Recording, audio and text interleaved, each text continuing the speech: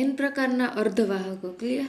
આ લેક્ચરની અંદર આપણે બહિર્ગત અર્ધવાહકો એટલે અશુદ્ધ અર્ધવાહકો છે એના વિશે જોવાનું છે.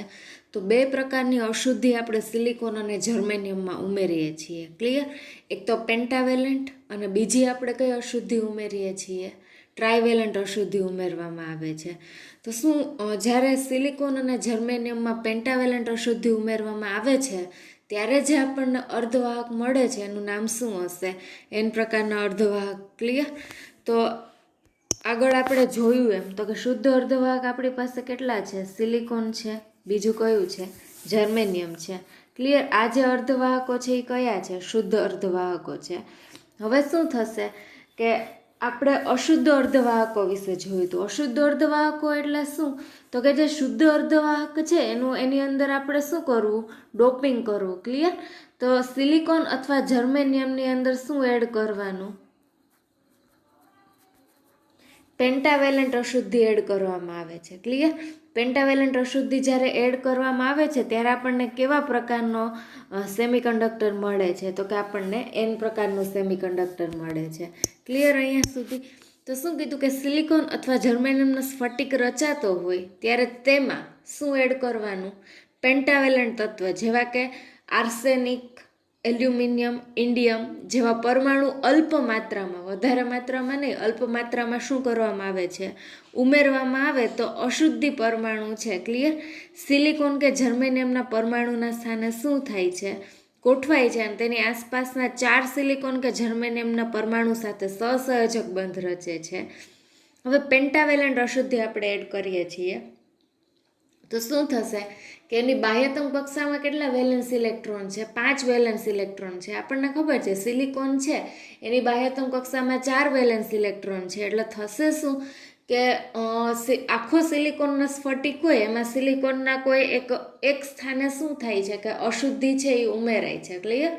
એટલે શું થાય કે એના જે 4 વેલેન્સ ઇલેક્ટ્રોન હતા, અશુદ્ધિ પાસે 5 વેલેન્સ ઇલેક્ટ્રોન છે, એમાંથી 4 છે એ સિલિકોન પરમાણુ સાથે સહસંયોજક બંધથી જોડાશે અને વધારાનો ઇલેક્ટ્રોન છે એ શું રહી છે? મુક્ત રહી છે. ક્લિયર? એટલે તમે ઓછી ઉર્જાથી શું થયેલો રહી છે? સ્ફટિક જોડે બંધાયેલો રહે છે. અહીંયા આપણને આપેલું જ છે કે આ +4 છે, +4, +4. ક્લિયર? આખું સિલિકોન સ્ફટિકનું તમને બંધારણ આપેલું છે. તો એની અંદર +5 એટલે શું? તો કે એક પેન્ટાવેલેન્ટ અશુદ્ધિ એ કઈ હોઈ શકે? આર્સેનિક પણ હોઈ શકે, એલ્યુમિનિયમ પણ હોઈ શકે અથવા ઇન્ડિયમ પણ હોઈ શકે. ક્લિયર? એ શું થઈ? અહીંયા જોઈન્ટ થઈ જ્યારે એને એડ કરવામાં આવી ત્યારે એના 4 વેલેન્સ ઇલેક્ટ્રોન શું થશે? ધારો કે આ સિલિકોન પરમાણુ છે. ક્લિયર? એની બાહ્યતમ કક્ષામાં કેટલા ઇલેક્ટ્રોન છે? +4, +4, +4, +4. જ્યારે એમાં અશુદ્ધિ એડ કરવામાં આવે છે પેન્ટાવેલેન્ટ એટલે આપણે શું લખશું? +5. એટલે પેન્ટાવેલેન્ટ અશુદ્ધિના 4 ઇલેક્ટ્રોન શું થશે? સિલિકોન પરમાણુઓ જોડે શું થાય છે? એટેચ થશે. ક્લિયર? 4 ઇલેક્ટ્રોન અને એક વધારાના ઇલેક્ટ્રોન સ્ફટિક જોડે ઓછી ઉર્જાથી શું થઈ છે? બંધાયેલો રહે છે. એટલે બહારથી તમે જેવું તાપમાન આપો એટલે ઇલેક્ટ્રોન છે એ શું થાય છે? મુક્ત થાય છે. ક્લિયર અહીંયા સુધી? તો અહીંયા તમે જોઈ શકો છો આકૃતિની અંદર કે તમને શું આપેલું છે? તો કે આ +5 આપેલું છે એ કોઈ અશુદ્ધિ છે, એના 4 ઇલેક્ટ્રોન ગોઠવાય છે અને એક આ વધારાનો ઇલેક્ટ્રોન છે. ક્લિયર? એ પેન્ટાવેલેન્ટ અશુદ્ધિનો 5મો ઇલેક્ટ્રોન છે. સમજાઈ ગયું અહીંયા સુધી? તમને અહીંયા એક બીજી આકૃતિ પણ આપેલી છે. શું આપેલી છે? કે દાતા પરમાણુઓનો ભાગ આપેલો છે. ક્લિયર? અહીંયા એક વધારાનું શું હોય છે? એની અંદર ઇલેક્ટ્રોન હોય છે અને બાકીના 4 ઇલેક્ટ્રોન છે જે શું થાય છે? સિલિકોન પરમાણુ જોડે જોઈન્ટ થાય છે. ક્લિયર? કોવેલેન્ટ બંધ બનાવે છે. ક્લિયર? શું કીધું છે કે આ 5મા ઇલેક્ટ્રોનને મુક્ત કરવા માટે આયનાઇઝેશન ઉર્જા છે જે ઘણી ઓછી છે. હમણાં જ આપણે જોયું કે ઓછી ઉર્જાથી સ્ફટિક જોડે બંધાયેલો હોય છે 5મો ઇલેક્ટ્રોન. એટલે બહારથી તમે શું કરશો કે એને ઓછી ઉર્જા આપશો એટલે ઇલેક્ટ્રોન છે એ શું થાય છે? ઓછી ઉર્જાથી પણ મુક્ત થઈ જાય છે. ક્લિયર? તો કે આ ઇલેક્ટ્રોન ઓરડાના તાપમાને એટલે સૌથી ઓછી ઉર્જા જેને કહેવાય છે. ક્લિયર? એ મેળવીને શું કરે છે? અર્ધવાહકના સ્ફટિકમાં ગતિ કરવા માટે શું થાય છે? મુક્ત થાય છે. ક્લિયર? હવે તમને આપેલું છે અહીંયા કે જો જર્મેનિયમ તમે લ્યો અને સિલિકોન લ્યો તો એના માટે એ કેટલી ઉર્જા જોઈએ? તો કે 5મા ઇલેક્ટ્રોનને પરમાણુમાંથી મુક્ત કરવા માટે જર્મેનિયમ માટે લગભગ 0.01 ઇલેક્ટ્રોન વોલ્ટ અને સિલિકોન માટે કેટલી ઉર્જા જોઈએ છે? 0.05 ઇલેક્ટ્રોન વોલ્ટ ઉર્જાની જરૂર પડે છે. ક્લિયર? આ ઉર્જા ઓરડાના તાપમાને બેન્ડગેપ ઉર્જા જર્મેનિયમ માટે કેટલી હોય છે? 0.72 ઇલેક્ટ્રોન વોલ્ટ અને સિલિકોન માટે 1.1 ઇલેક્ટ્રોન વોલ્ટ કરતાં પણ કેટલી હોય છે? ઘણી ઓછી હોય છે. એટલે એનો અર્થ શું થયો કે ઇલેક્ટ્રોન છે એ જ્યારે વેલેન્સ બેન્ડમાંથી કન્ડક્શન બેન્ડમાં જાય, ક્લિયર, તો સિલિકોનનું તમે પરમાણુ લો ત્યારે વેલેન્સ બેન્ડમાંથી કન્ડક્શન બેન્ડમાં જવા માટે 1.1 ઇલેક્ટ્રોન વોલ્ટ જેટલી ઉર્જા હોવી જોઈએ ઇલેક્ટ્રોન પાસે. જ્યારે જર્મેનિયમની અંદર કેટલી હોવી જોઈએ? જર્મેનિયમનો જો પરમાણુ હોય તો એમાંથી ઇલેક્ટ્રોન મુક્ત કરવો હોય તો 0.72 ઇલેક્ટ્રોન વોલ્ટ જેટલી ઉર્જા હોવી જરૂરી છે. પણ જ્યારે તમે સિલિકોન અને જર્મેનિયમમાં અશુદ્ધિ ઉમેરો છો ત્યારે અશુદ્ધ પરમાણુ પાસે 5મો ઇલેક્ટ્રોન છે એને મુક્ત થવા માટે કેટલી ઉર્જા જોશે? તો જર્મેનિયમ હોય તો એના માટે 0.01 અને સિલિકોન માટે સૌથી ઓછી, ક્લિયર, સિલિકોન જર્મેનિયમ માટે 0.05 ઇલેક્ટ્રોન વોલ્ટ ઉર્જાની શું જરૂર પડે છે? પેન્ટાવેલેન્ટ પરમાણુ એક વધારાનો ઇલેક્ટ્રોન વહન માટે આપે છે અને આપનારને અંગ્રેજીમાં શું કહે છે? ડોનર કહે છે. તેથી પેન્ટાવેલેન્ટ અશુદ્ધિને શું કહેવાય છે? ડોનર કહેવામાં આવે છે. ક્લિયર? એક ઇલેક્ટ્રોનનું એ શું કરે છે? વધારાના ઇલેક્ટ્રોનનું સિલિકોન અને જર્મેનિયમને દાન કરે છે. ક્લિયર? ચાર્જ કેરિયર એવા ઇલેક્ટ્રોનની સંખ્યાનો આધાર ડોપિંગ પરમાણુની સંખ્યા પર રહે છે, તાપમાનના વધારા પર આધાર રાખતી નથી. ક્લિયર?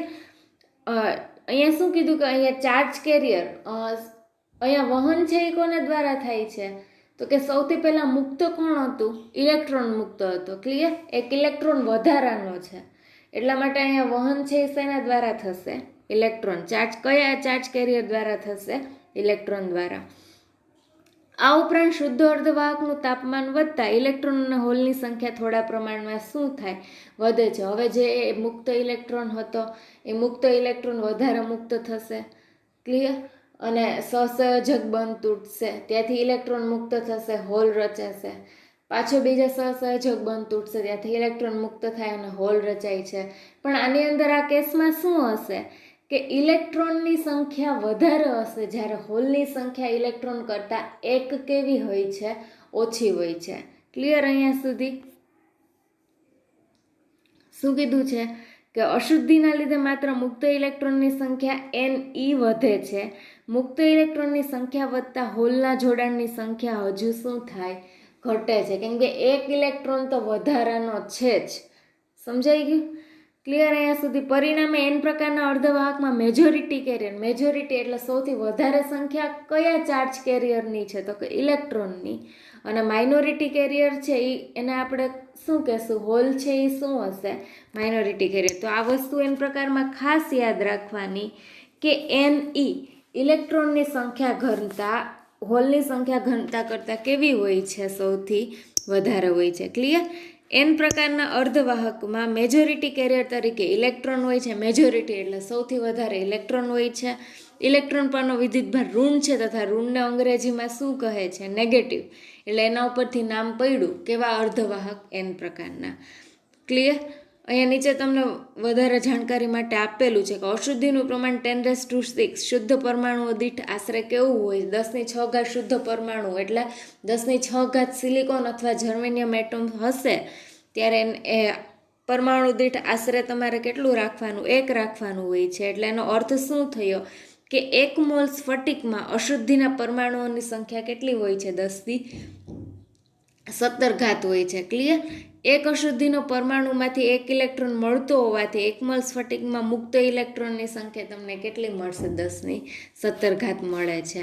સમજાઈ ગયું? ફરી એક વખત આપણે જોઈ લઈએ શું થાય છે. પેન્ટાવેલેન્ટ અશુદ્ધિ આપણે સિલિકોન અને જર્મેનિયમમાં એડ કરી. ક્લિયર?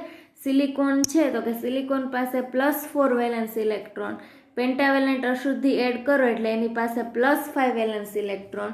4 ઇલેક્ટ્રોન છે જે સિલિકોન પરમાણુ સાથે સહસંયોજક બંધથી જોડાશે. 1 ઇલેક્ટ્રોન છે એ વધારાનો ઇલેક્ટ્રોન છે. ક્લિયર?